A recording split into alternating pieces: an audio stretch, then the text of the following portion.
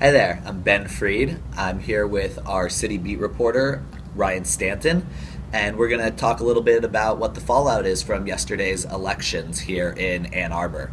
So, obviously, there was a lot on the ballot in Ann Arbor. It was a long ballot. What was the number one thing for you that stuck out for people here in the city? It was no surprise, but obviously we had a big mayoral race, and Christopher Taylor won it pretty handily with 84% of the vote against Brian Kelly, an independent challenger, and now we have a new mayor for the first time in 14 years. So, looking ahead with this new mayor, and then there are also some city council elections. None of them were contested, but we have some new faces there. What do you see being the major things they're going to be looking at moving forward? Yeah, so we do have a pretty big period of transition here over the next couple of weeks.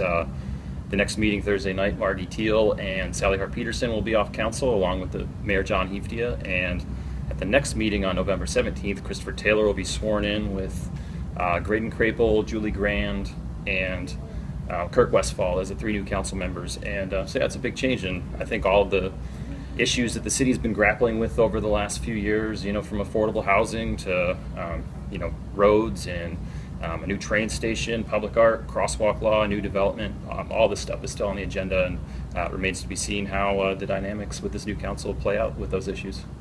And then I know there were also a few proposals down lower on the ballot. There was one that affected the county's parks and recreation system, a couple for Ann Arbor's charter. Those all passed pretty overwhelmingly. Can you tell us kind of what those are going to mean?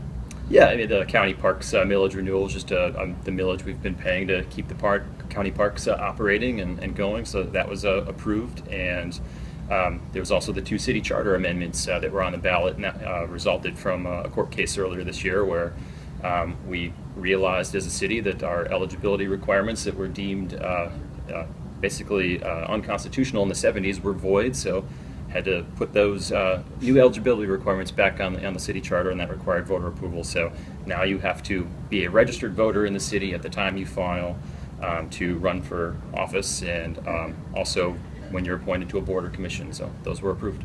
Awesome. Well, thanks so much for chatting with us, Ryan, and we'll hopefully talk to you again soon. Thank you.